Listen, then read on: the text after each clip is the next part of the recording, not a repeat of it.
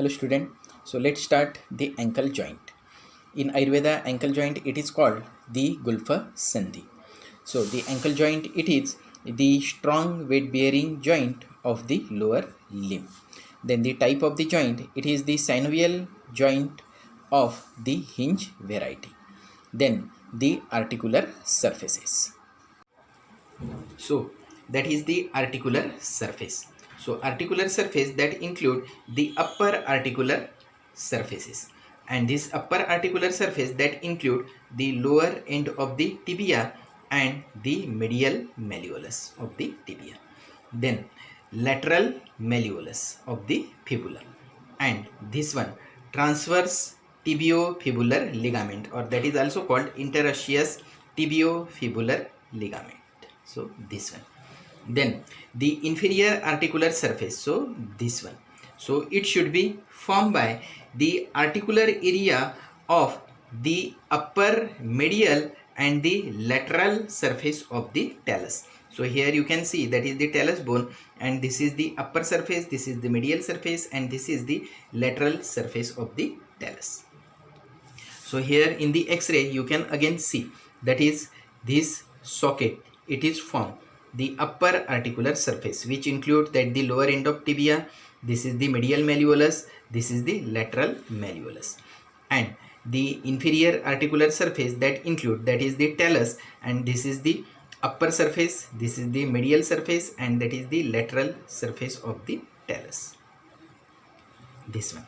Then structurally this joint is very much strong, and the strongness and the stability of the joint it should be occurs by that is the close interlocking articular surface. So here you can see because of that is the arch, it should be forming that is the interlocking part. Then the strong collateral ligament, so here you can see that is the medial ligament, collateral ligament, and this is the lateral collateral ligament. So these two ligaments that also help to forming that is the strongness of this joint. And the third one, here in the another diagram you can see this one, that is the tendon of the muscles, that is anteriorly, that is the four tendon of the muscles are present, that is the tibialis anterior, extensor hallucis longus, extensor digitorum longus, and the peroneus tertius. And that is the laterally the two muscles, tendon of the two muscles are present, that is the peroneus brevis and the peroneus longus. And medially that is the three muscles are present, tendon of this muscle, tibialis posterior, flexor digitorum longus, and the flexor hallucis longus. So these three part that should be gives the strongness of that and the stability to that the ankle joint. So the depth of the socket that should be formed by that is the medial and lateral malleolus of the corresponding tibia and the fibula. And second one, that is by the inferior transverse tibiofibular ligament. So here you can see inferior transverse tibiofibular ligament, and this ligament that bridges across the gap between the tibia and the fibula behind that the talus, and because of this it should be forming that the depth of the superior articular socket. After then let's see that is the ligaments which is related to that the ankle joint. So here you can see first ligament, that is the fibrous capsule.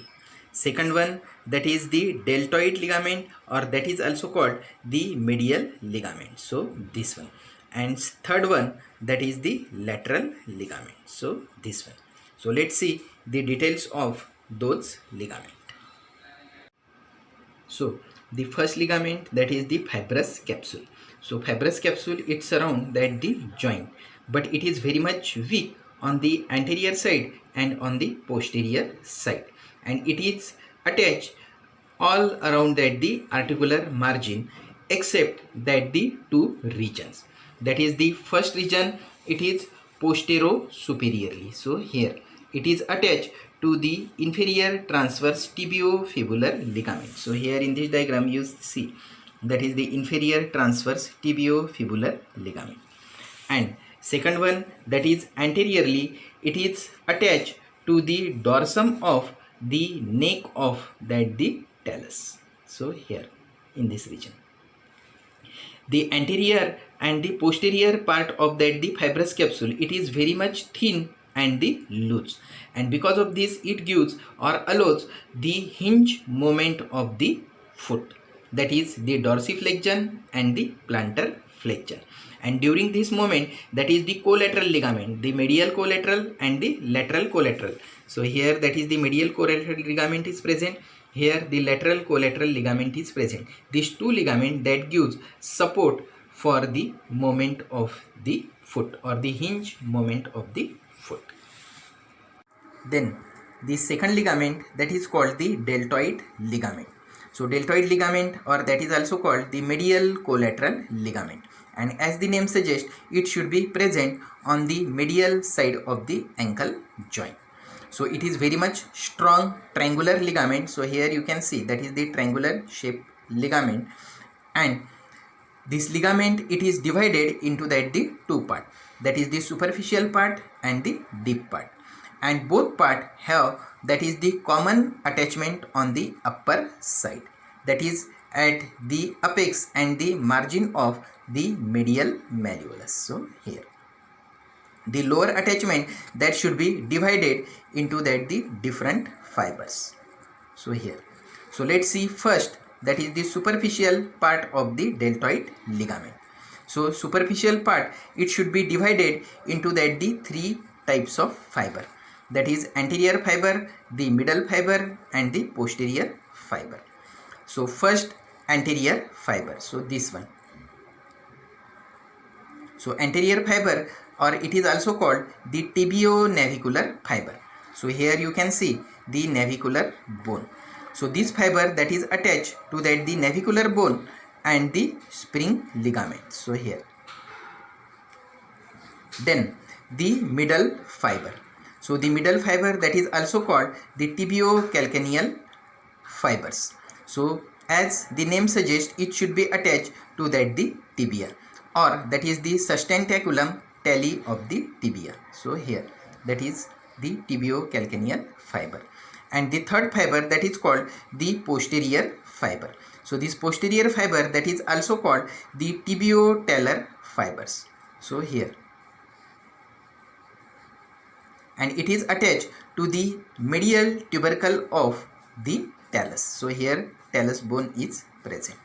Then that is the deep part of that is the deltoid ligament. So here in this diagram you can see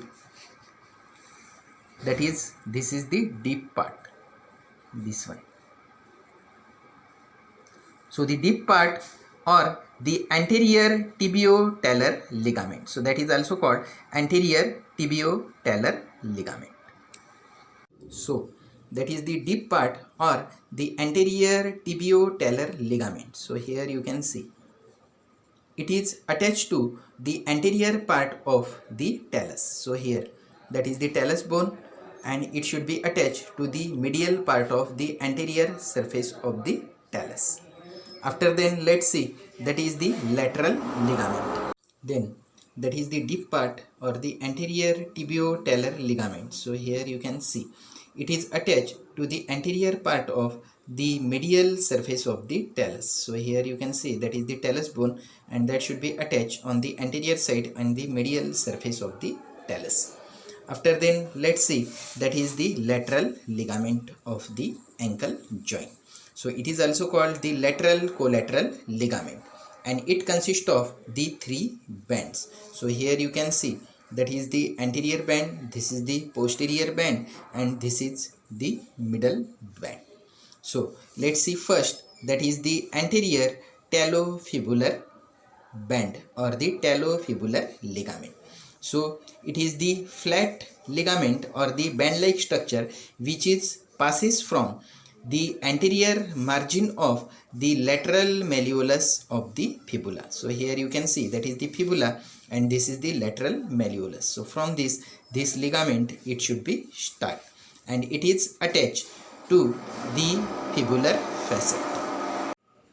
So here you can see that is the deep or the anterior tibiotalar ligament, and it is attached. So here that is the deep part, and it is attached to the anterior part and the medial surface of the talus.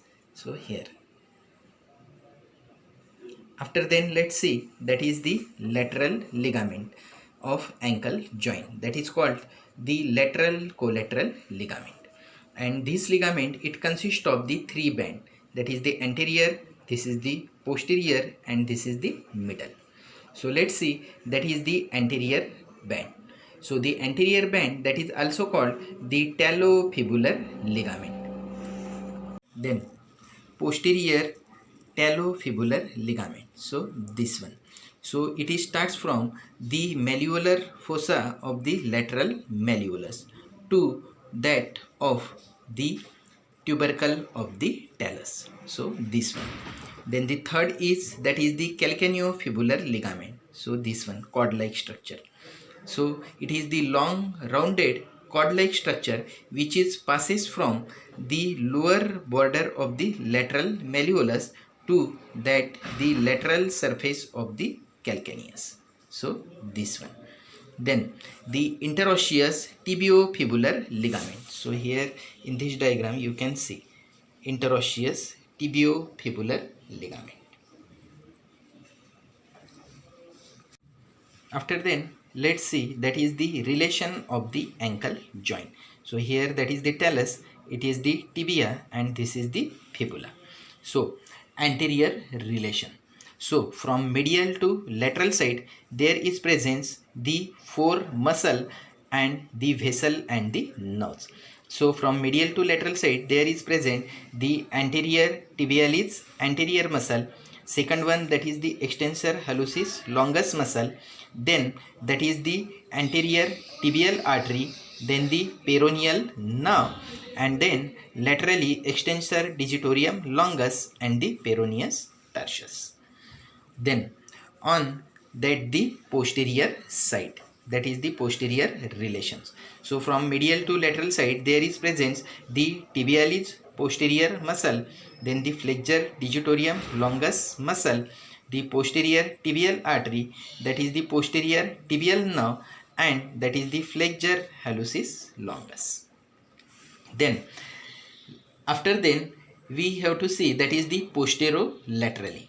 So the posterior laterally there are the two muscles are present, that is the peroneus longus and the peroneus brevis. So these are the relations related with that the ankle joint. Then the arterial supply of that the ankle joint. So it is supplied by the branches of anterior tibial artery and the branches of the posterior tibial artery and the peroneal artery. Then the nerve supply, that is the nerves which is supplied to that the ankle joint, that is the deep peroneal nerve. So here you can see that is the deep peroneal nerve, and that is the posterior tibial nerve. So here this one. Then the movements of the ankle joint. So there are two types of movement are occurs in relation with that the ankle joint. So this is the dorsiflexion and this is the plantar flexion. So in the dorsiflexion, that is the foot is raised on the upper side and the angle between, that is the front of leg and the dorsum of foot, it is diminished. And the plantar flexion, so here that is in the plantar flexion, that is foot is depressed and the angle between, that is the leg and the foot, it should be increased. So this angle it is increased. Then the clinical or the applied point. So first clinical point, that is the ankle sprain. So the ankle sprain that should be occurs due to excessive stretching and tearing of the ligament of the ankle joint. It is called the ankle sprain, and it is usually occurs due to the falls from the height or twist of the ankle. So there are two types of sprain that should be occurs, that is due to tearing of the medial ligament or tearing of the lateral collateral ligament. So when the plantar flex foot is excessively inverted, means that is the foot is turned on the medial side. So here inversion. So the anterior and posterior talofibular ligament. So here you can see that is the anterior talofibular ligament and the posterior talofibular ligament and the calcaneofibular ligament. So these three ligaments, they are stretched and the torn. And anterior talofibular ligament, it is very commonly torn. Then the other sprain, that is the plantar flex foot, is excessively everted. So here means that is the foot is turned on the lateral side. So there is the injury, or that is the torn of the deltoid ligament, which is present on the medial side. So that occurs the swelling, edema and the pain into that the ankle joint. The second clinical point, that is the dislocation of the ankle. So the dislocation of the ankle joint are very rare. That is, it is very stable joint due to the tibiofibular mortise. So that is the tibia, this is the fibula, and because of this attachment it should be forming that the socket, and that is the talus is fixed into that the sockets, and this collateral ligament, it gives support. So very rarely that is the dislocation of the ankle joint that should be occur. And however, whenever the dislocation occur, it is always accompanied by the fracture of the one of the malleoli. That may be medial malleolus may be fracture, or the lateral malleolus may be fracture. The next clinical point, that is for giving the injection into that the ankle joint. So it should be given, that is the needle should be introduced in between the muscle, that is the tibialis anterior and the extensor hallucis longus, means that into that the gap, and the foot should be plantar flex. So in this position, you can introduce the needle into this region, and that is the intra-articular injections that should be given into this space. And the last clinical point related to that the ankle joint, that is the Pott's fracture. That means the fracture dislocation of the ankle. So here in this way, that is whenever the Pott's fracture it should be occurs, that is foot is caught into that the rabbit hole and it is everted forcefully. And this condition, that is first the oblique fracture is occurs to that the lateral malleolus. Then second one, that is the transverse fracture of the medial malleolus. So here, and into that the third region, third fracture that should be occurs on the posterior margin of the tibia. And this type of fracture, it is called first, second and the third degree of the Pott's fracture.